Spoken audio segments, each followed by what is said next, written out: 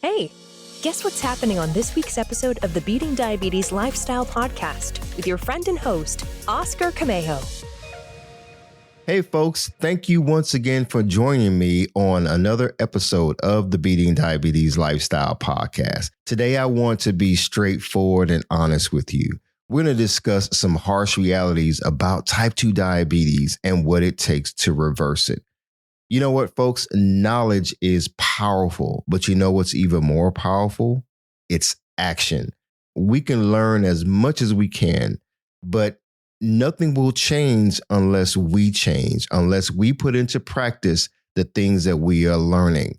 Sometimes we need to hear the harsh realities and the harsh truths about what's going on in our lives in order to make the necessary changes to turn our health around. I don't know what your situation is. You could have recently been diagnosed with type 2 diabetes.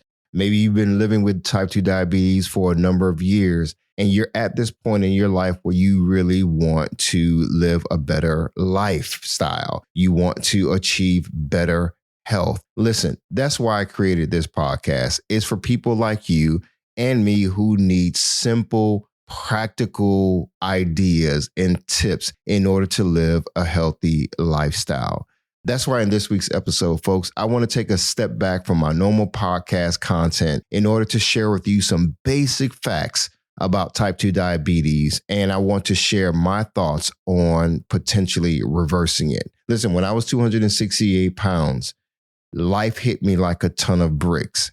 And what I mean by that is I was diagnosed in August 2020, and I had to make a decision as to how I wanted to live the rest of my life. Was I going to just be stuck with this disease, stuck on medications? Was I going to be overweight? Was I going to be obese?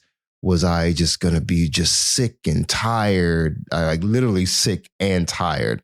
And I just realized that no, I wanted to live healthier. I wanted to get back to a healthy weight. I wanted to get back to resting better. I wanted to get back to just feeling great about myself, because there was a time where I really felt down and out about my condition and what was going on in my life, even dealing with some other personal things. But I'm glad I turned things around. So what about you? Are you at that point in your life where it's like enough is enough? I'm ready to turn things around. Well, I hope you are, folks. So stick around to hear the rest of today's special episode. Let's go.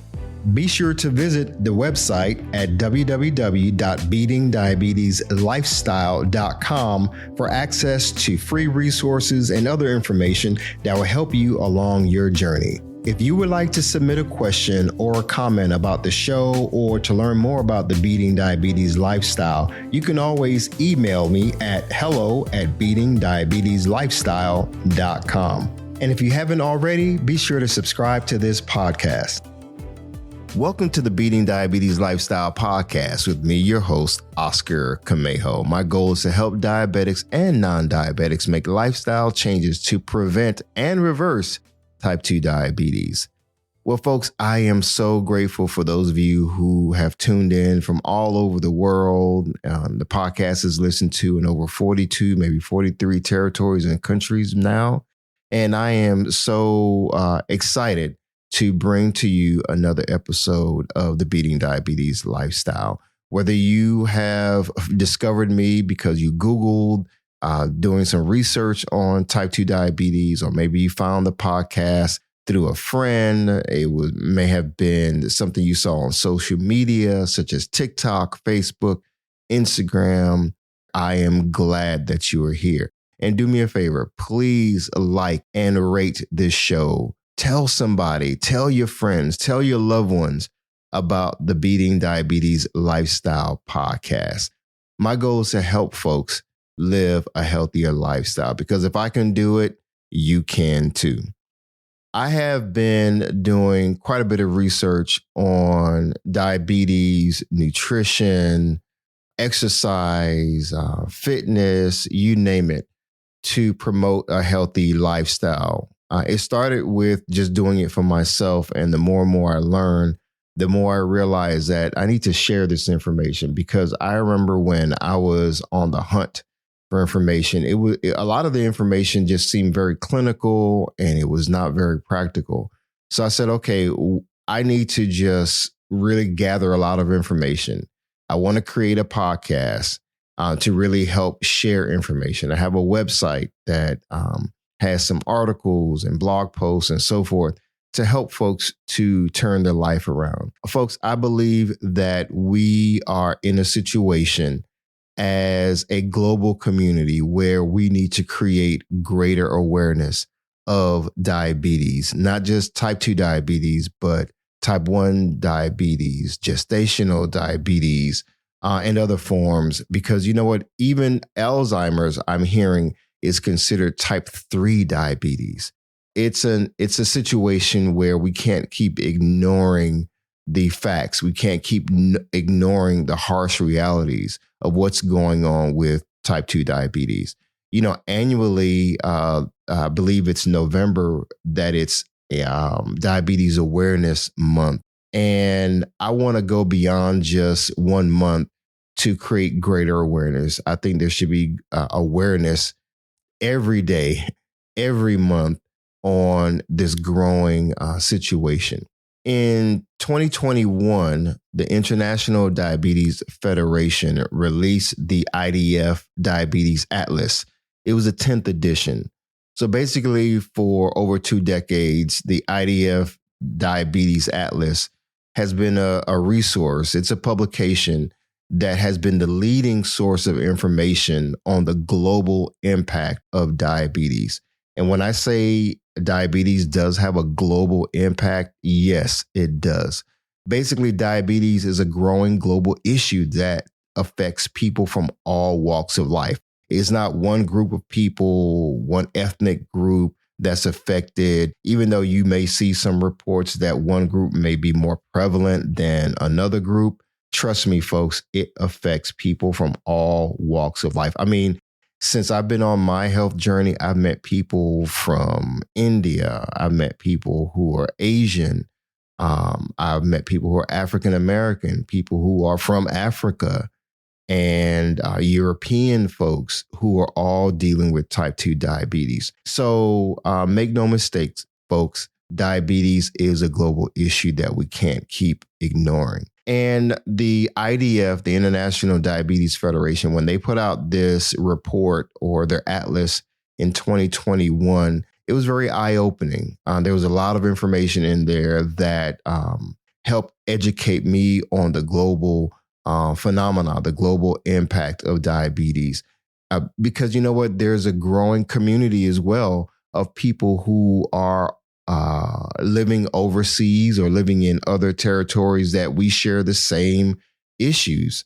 And so I wanted to make sure that I bring attention and awareness to the fact that it's not just an issue that happens in the US, but this is global. This is a global issue that we really need to pay attention to. Let's move on. I'm going to read some information from the Atlas and some other information that I have gleaned in order to give you some really important information that I think would be great for you to take away. So, according to the IDF Diabetes Atlas, type 2 diabetes is the most common type of diabetes, accounting for over 90% of all diabetes worldwide. Now, I can go into what type 2 diabetes is. I can talk about insulin resistance and so forth. A lot of this stuff you can research on your own. But when you hear statistics like this, that type 2 diabetes is the most common type of diabetes, accounting for over 90% of diabetes worldwide, that should be a wake-up call for a lot of us. Our bodies are designed to produce insulin. And when our bodies don't produce insulin or insulin doesn't take effect like it's supposed to, we're going to have complications and the body's cells and organs are going to be affected. When I started researching type 2 diabetes and the potential of reversing it, I came across this term. It was called insulin resistance. And I'm like, okay, what I knew about insulin at the time was, okay, it was a medication that some people were taking, by injection, and it was supposed to make things better. But then when I started learning about the human anatomy and what's supposed to happen when the body has to process carbs and sugars and so forth, I started learning about insulin resistance. In a nutshell, insulin resistance.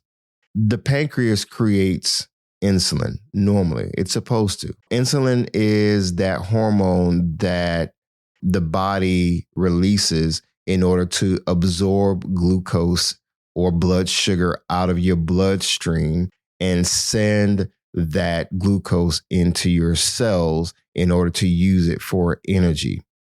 You can research this and get more information. But when insulin doesn't have the effect that it's supposed to, when your pancreas releases insulin, but your body really doesn't process the insulin like it's supposed to. So when insulin is ineffective in your body to pull glucose out of your bloodstream, blood sugar builds up or glucose builds up in your bloodstream. And the longer this goes on, the more resistant your body becomes to the effects of insulin.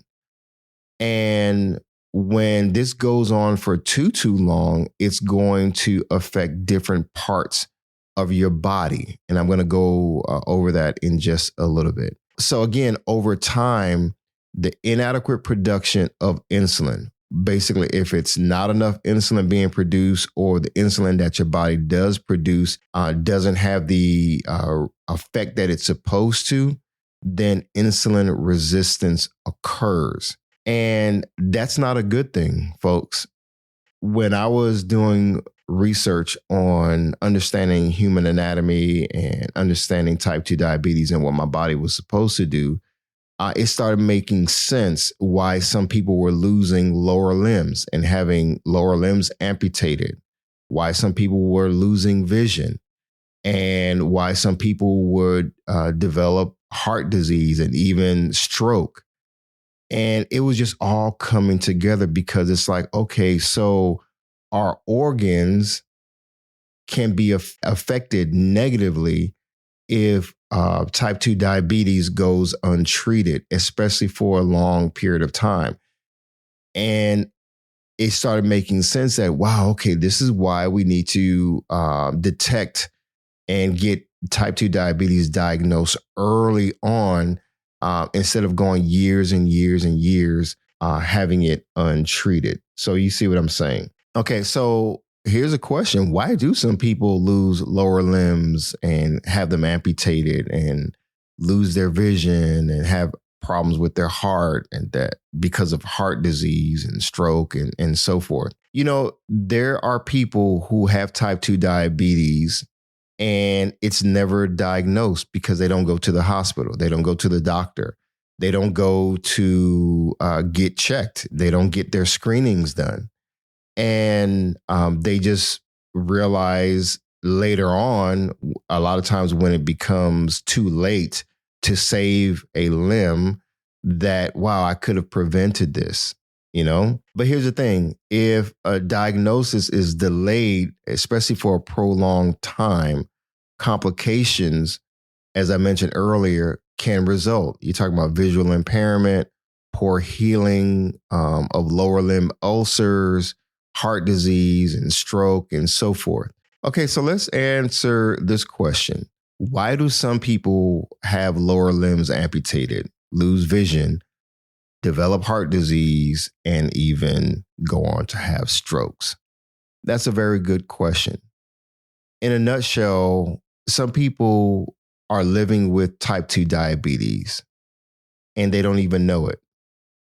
They go long periods of time with undiagnosed type 2 diabetes. They have insulin resistance that's just chronic. They eat certain foods and maintain certain dietary lifestyles that contribute more and more to diabetes complications. And imagine going for years and years. You have some people who are gaining a lot of weight. They're maintaining obesity and overweight. And they're dealing with severe sleep issues. They're dealing with chronic fatigue and so forth.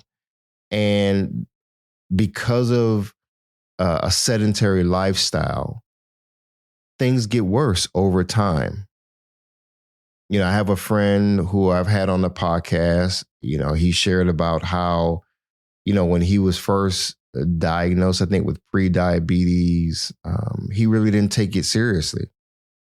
You know, I was in that situation too. And he developed what turned out to be an ulcer on the bottom of his foot. And he just kind of ignored it, and really didn't make any wholesale changes. And eventually one day he found himself having to have his leg amputated.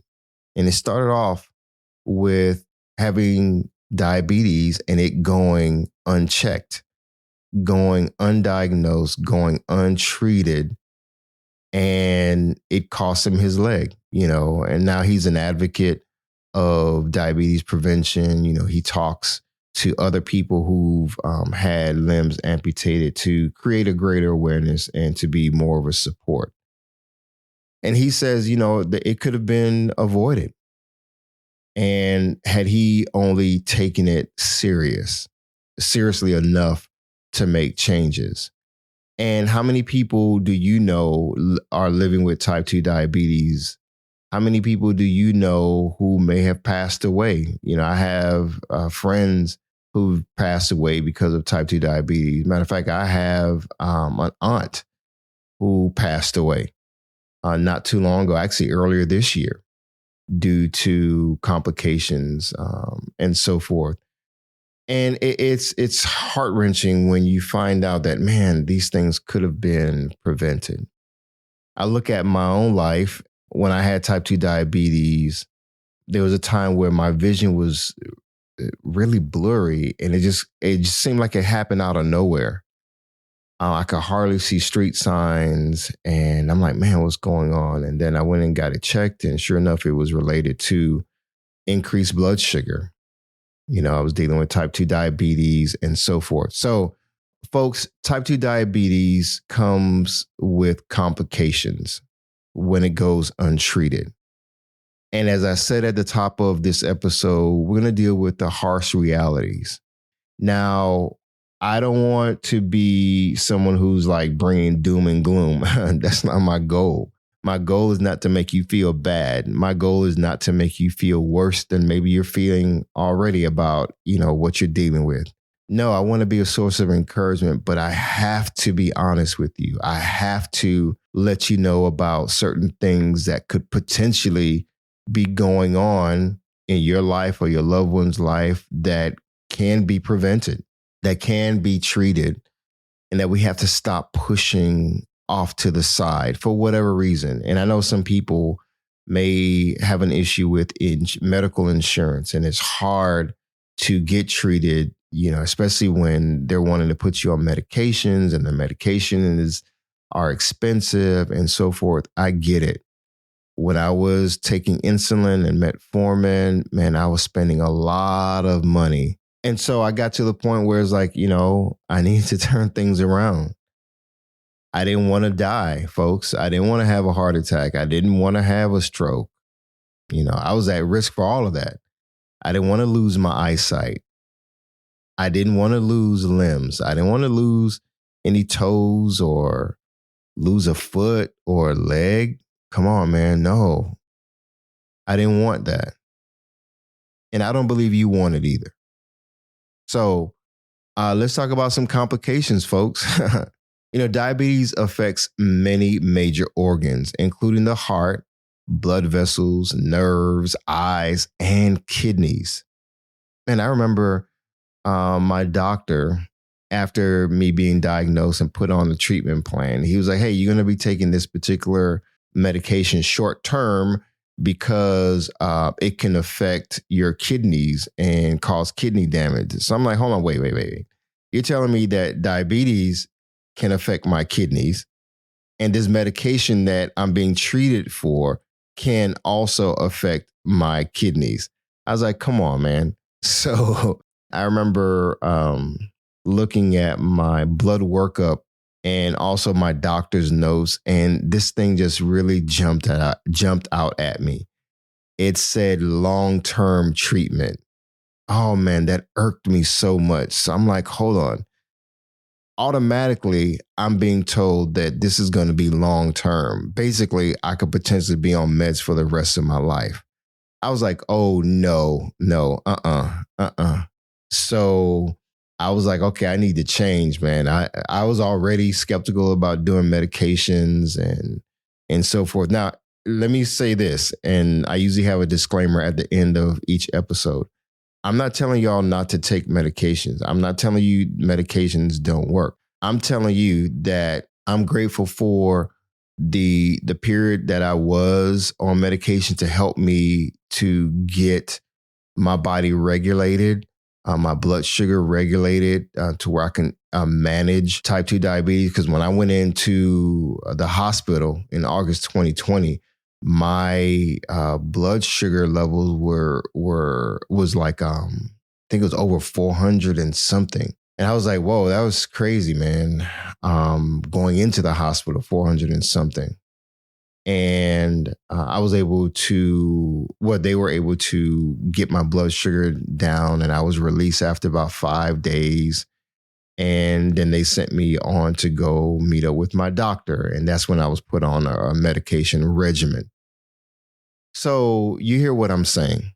But I believe we can get to a point where potentially we don't need to be on medication for the rest of our life if we make certain lifestyle changes.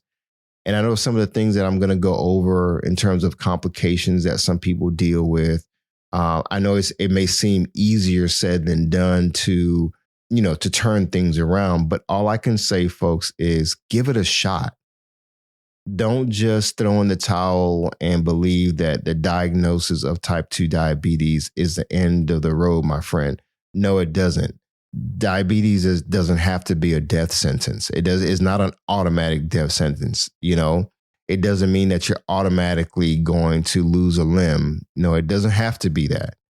So wherever you are in your stage of diagnosis and your stage of turning your life around, yes, I want you to hear loud and clear these complications that we're going to discuss in a few moments. But I also want you to hear loud and clear you can turn things around. Give your life a fighting chance, my friend. You're in the ring, you're in the battle, and you're in the ring right now for the battle of your life. And it doesn't have to be doom and gloom. You can enjoy this journey. You can enjoy this new lifestyle that you are embarking on, and you can feel great. I mean, I love this journey that I'm on now. I was able to reverse type 2 diabetes. I was able to lose over 80 pounds in less than a year, folks. But I had to come to grips with where I was at the time. Now, that doesn't mean I can now coast and just eat whatever I want and live however I want. No, I don't want to go backwards. I don't want to reverse my reversal of type 2 diabetes. I want to maintain it. I'm off medications completely as ordered by my doctor. And I live a healthy lifestyle because it feels great. So controlling blood sugar levels can help prevent the complications, which I'm going to talk about. I know that sometimes it feels very disabling. And when you hear about people dying of type 2 diabetes, it's like, whoa, it could be like a shock and awe type thing. But listen, over time, high levels of blood glucose can damage cells and organs. That's a fact. And that damage can create long-term problems in the heart, in your blood vessels, your kidneys, your eyes, and your nerves, affecting blood circulation and so forth. Today, with the vast improvements in treatment, diabetes is still considered the number one cause of adult blindness. And it is said that it's responsible for more than 60% of lower limb amputations. That isn't caused because of a trauma. Let's say someone gets in a car accident and they experience some trauma and they have to lose a limb and so forth. We're not talking about that. We're talking about type 2 diabetes, the effects that it can have on blood circulation, blood vessels, nerves, causing nerve damage, and it accounting to over 60% of lower limb amputations. Wow, folks, that is staggering. So I want to go over some complications that my friend Jamie Pope, she's a nutritionist and dietitian, a registered dietitian. She wrote a book called Nutrition for a Changing World. It's a second edition. And she has this beautiful infographic in her book where she goes over the complications of type 2 diabetes. And I really appreciate her knowledge. As a matter of fact, I've had her on the podcast and it was very eye-opening.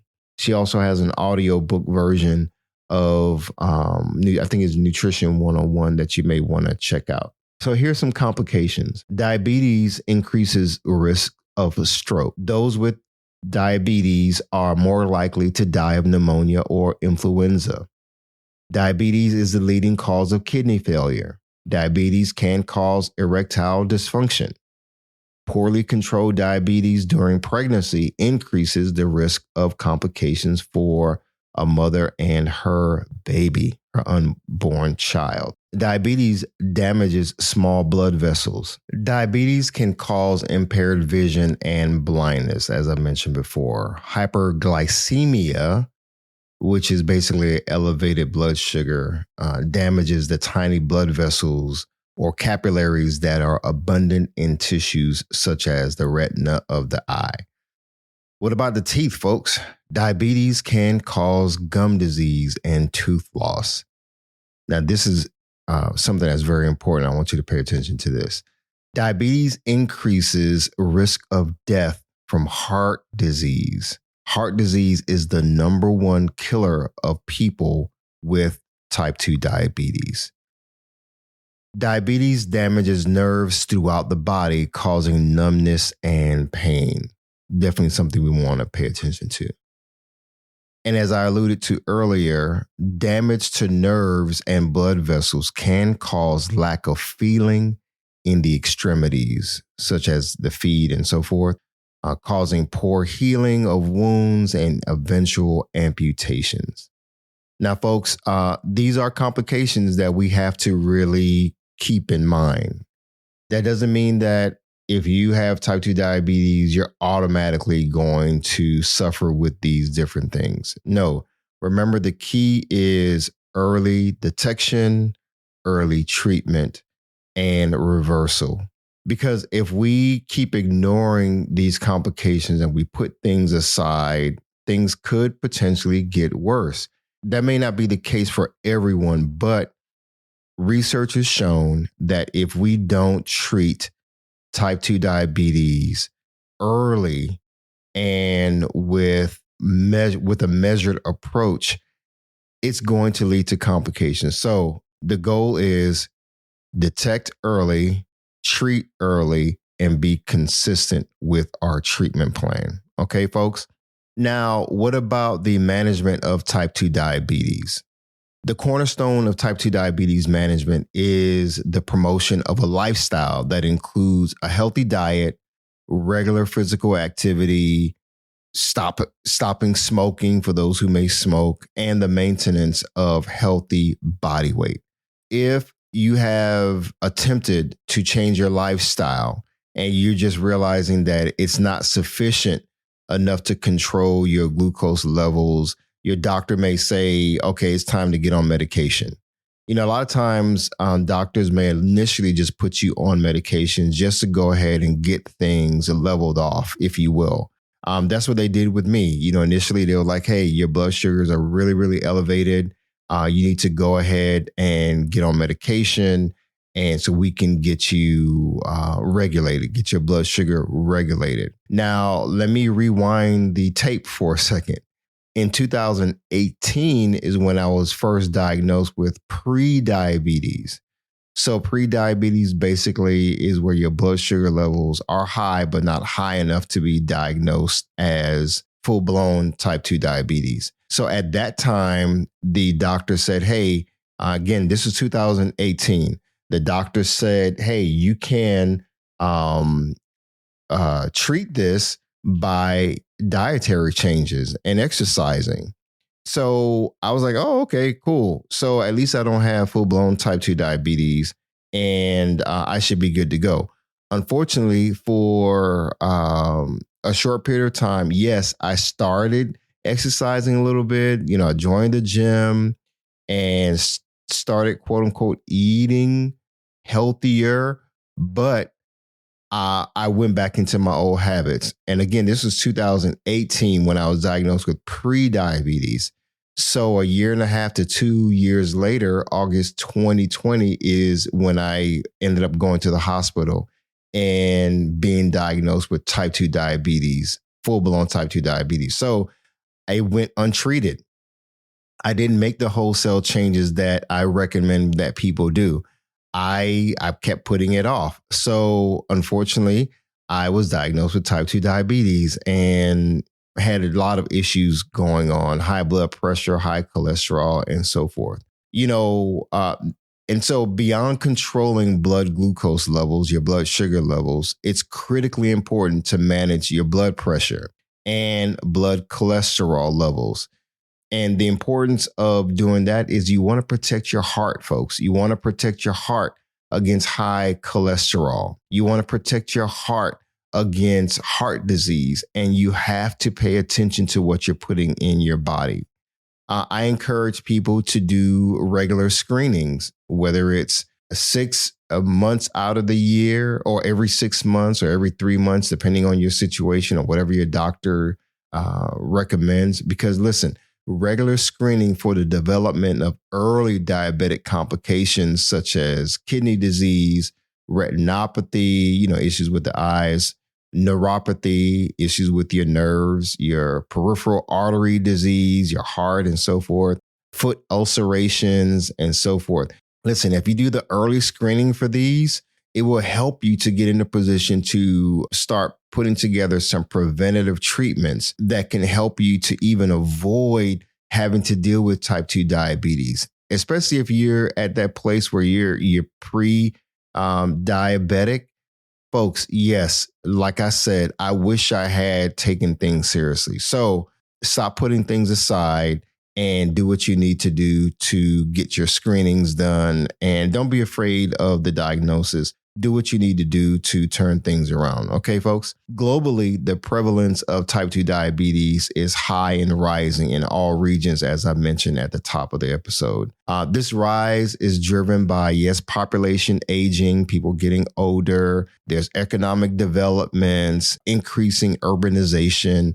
That is leading to a more sedentary lifestyle for a lot of people. Basically, things are becoming so convenient for people, like fast food restaurants and where people just stop cooking. And this increase in economic development, making things so much more easier for people, unfortunately has caused to people not exercising more, and just not being as physically active, especially when it comes to transportation. People are not riding bikes like they used to, not walking onto places like they used to. We're driving everywhere or commuting on train and buses.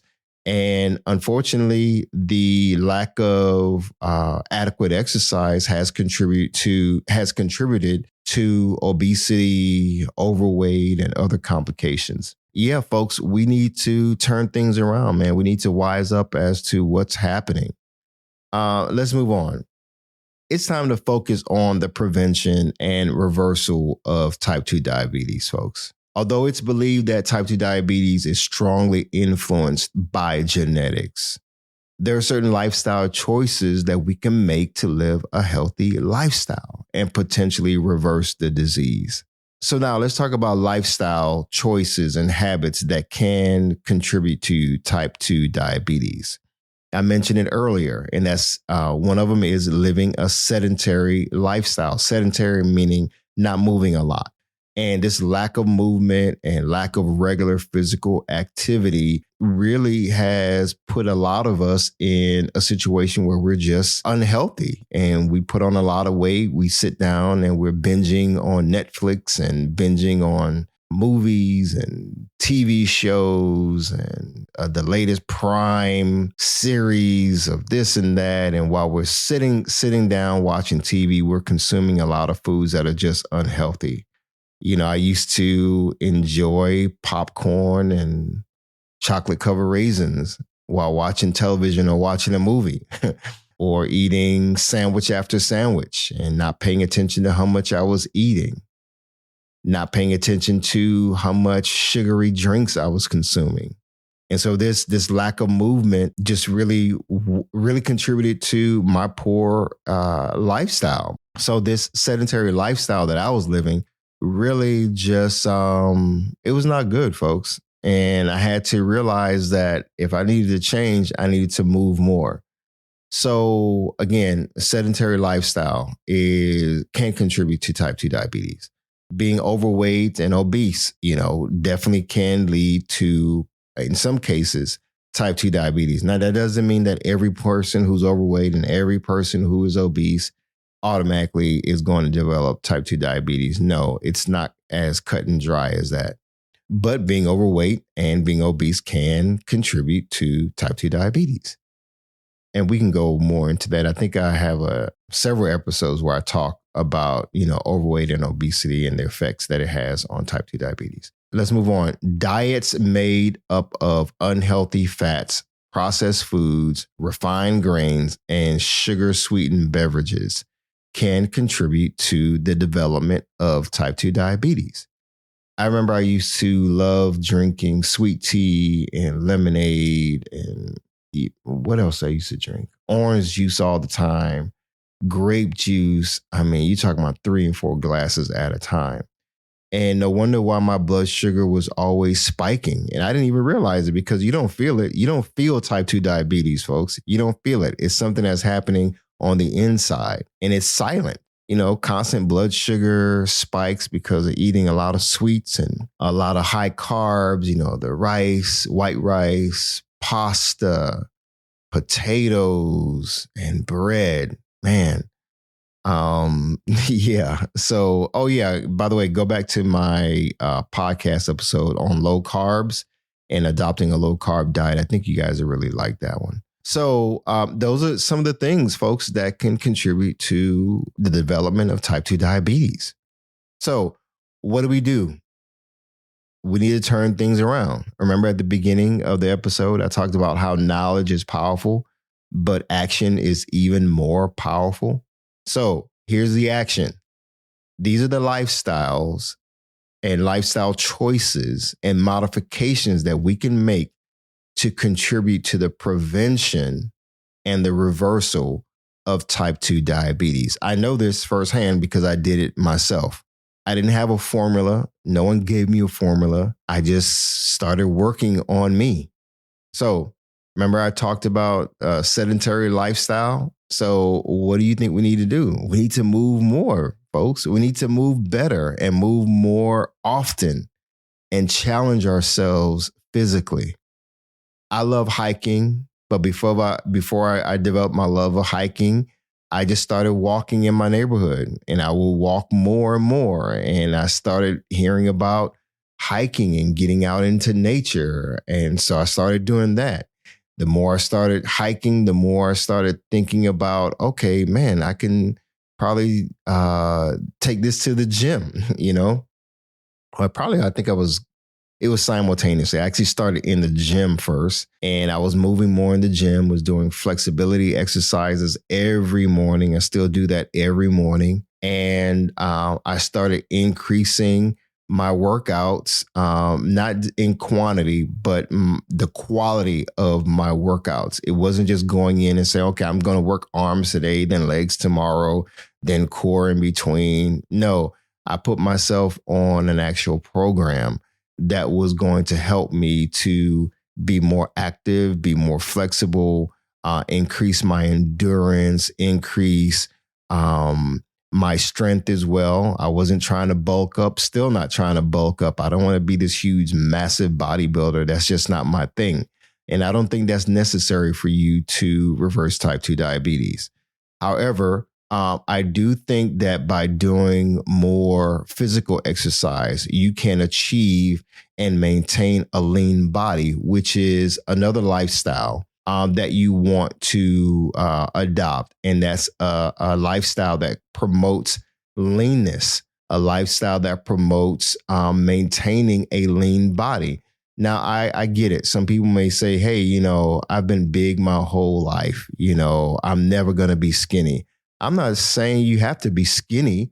I don't want to be skinny, but I do want to be lean. I want to get rid of excess body fat, especially the subcutaneous fat, which is that fat just underneath the skin. I want to get rid of that. You want to also get rid of the fat around your organs.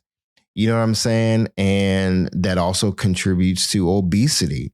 And we can do that, folks, by maintaining a lean body, by doing whatever we need to do to eliminate certain foods that are contributing to body fat and maintaining just overweight and obesity. We can do that. So that leads into another point. A lifestyle that is rich in whole grains, beans, healthy fats, oily fish, lots of vegetables of various colors, red, green, yellow, and so forth, and fruit and so forth, is going to help you to maintain and achieve a lean body. Folks, I'm telling you. And it's not just about, fasting and starving yourself, I should say. Some people go to the extreme and they just say, okay, I'm just not going to eat, for days and days so I can lose all this weight. No, you want to do things with wisdom. You want to exercise knowledge. You want to exercise an action plan, or put together an action plan that's going to yield results. So, folks, there's a lot that I can go over, and I can't cover everything in every episode. But I did want to deal with some harsh realities, some harsh truths that we have to deal with, because, again, diabetes is a global issue, folks. It's not an issue that affects one ethnic group. It's not a fat people disease, as some people say. It's not a Black person's disease or an Asian person disease. This affects all people from all walks of life. And we need to create greater awareness so that we can live a lifestyle that promotes good health, a lifestyle that is disease-free. But it's going to take us putting into practice our action plans, the things that we learn, we're going to have to put into practice, folks.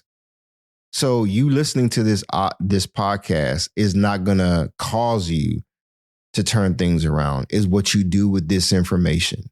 There's lots of information that you can glean from others. There's books. There's tons of books. Get together with a diabetes educator. You can get together with an endocrinologist to take your knowledge and your action to the next level. So, folks, I love you all. Even though we've not met, I've met some of you. Some of you all I may have only corresponded with via email or inbox on social media. I do want you to know that, my friend, no matter where you are in your journey, I want you to focus on prevention. I want you to focus on reversing type 2 diabetes, but you can do it, folks. I believe you can do it. Type 2 diabetes can not only be just managed, it can be reversed in many situations. So let's do what we need to do, folks, to avoid the complications related to type 2 diabetes. Let's do whatever it takes to turn things around. Now, when I say do whatever it takes, let's be wise. We don't have to spend a whole bunch of money on these expensive programs and so forth. I didn't do any of that. I simply went to the basics. I turned my life around through implementing practical solutions in order to see practical results that I can maintain. Folks, I was able to lose over 80 pounds. I was able to get off medication. I was able to reverse type 2 diabetes doing exactly what I'm telling you to do. And as I always say, folks, if I can do it, you can too. So I love you guys. And as always, stay focused, keep moving, never go back, leap forward, bounce back because you can, my friend. And above all else, trust God. You got this. I believe in you. Hi, everyone. Thank you for tuning in to the Beating Diabetes Lifestyle Podcast with Oscar Camejo. We hope you enjoyed this episode.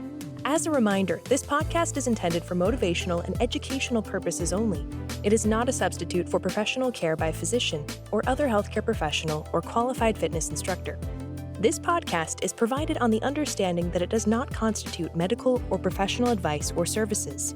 If you're looking for help on your journey, seek a qualified medical practitioner.